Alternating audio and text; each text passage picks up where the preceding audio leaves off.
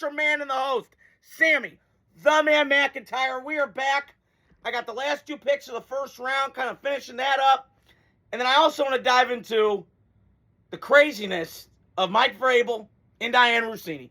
So I got to touch on that because it's just funny. FAFO, man. And then SSSS, stupid shit, stupid prizes. So I just got to touch on that because that's just kind of funny.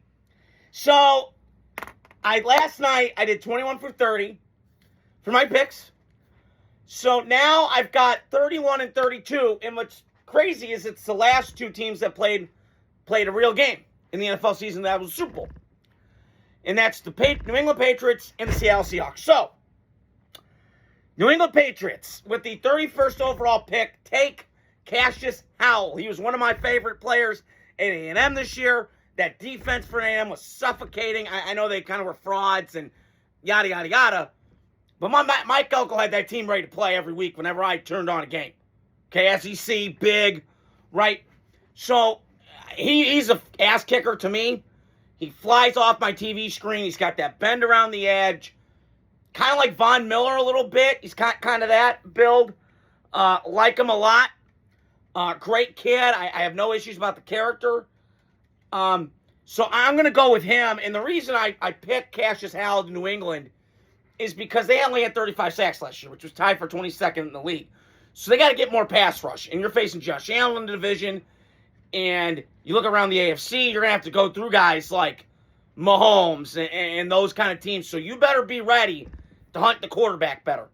Because New England's been kind of hitting and missing with that for a long time. So that's who I got the Patriots taking. And then the Seattle Seahawks, the last pick in the first round, take Avion Terrell, cornerback from Clemson. His brother plays in the league and for the Atlanta Falcons.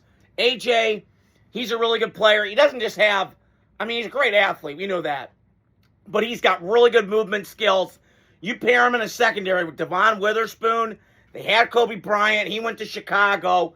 They had another guy, Kobe Bryant, or I can't remember the name. It's escaping me. But he went to Philadelphia. So, you put him in that defense with Mike McDonald, opens up the Pandora's box of opportunities and what they can do blitz-wise, off the edge, play man-to-man. You want to play some zone, play cover 2, whatever you want to do. This kid's got it. So that is all I got for that nuggets of the last 2 picks of the first round. So with saying that, I got to touch on this Mike Vrabel and Dianna Russini situation. I know, John Middlecoff's hinted on it and all this other stuff. My takeaway is whatever happens in a marriage and whatever happens. Every marriage is different. Every relationship's different. I'm not married. I'm not married yet. I'm 29. Knock on wood. Maybe it happens. But I mean, this is just funny to me. Again, I don't know. Maybe Dianna Russini was trying to get her stories. I don't know. The more and more I hear about it, the more and more I less give a shit about it. But it's kind of newsworthy. It's kind of talked about. I feel horrible that she lost her job, but I think she kind of knew the space that she was going to get into.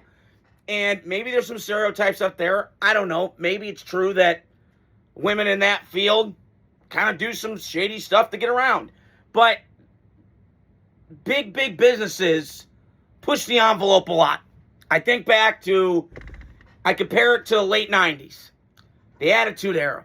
I compare it to the late 90s in terms of movies. You watch a movie from the 90s, Farrelly Brothers, pushing the envelope. There's something about Mary. Guy gets his thing stuck in his zipper, and they don't just close it on one shot. They go the extra mile, right? So I do think there's just a lot of stuff to ungather with that situation. But Mike Vrabel owned up to it. He would be kind of a hypocrite had he done it, told the team, I want you to be better, I want you to do this, and then do the counter opposite of that.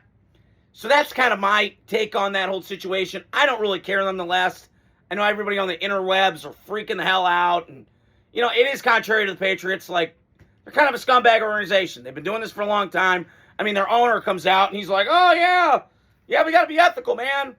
Sure about that, old man? Getting a rub and tug before the AFC Championship game 2018. Kansas City, you're down in Florida with a prostitute? Okay. Stupid shit, stupid prizes, man. Like, the gift that keeps on giving with the Patriots. I got to tell you, it's funny. So, I mean, it's just crazy. But we are here. Draft night is here. Oh, I'm fired up. God, I've been waiting. I'm about to get my Raider gear on, but I had to hop on here because I had a memory today, just a year ago, that I talked about Shore Sanders, and I did my last 2 picks of the first round. So I had to hop on here before this big night happens in about an hour and a half. So that is all I got for you guys tonight. I hope you guys are doing well. Thirsty Thursday. Let's freaking go. Drafts in Pittsburgh. Maybe Aaron Rodgers shows up. Who knows? But that is all I got for you guys tonight. Hope you guys are doing well. Adios. Sam McIntyre out.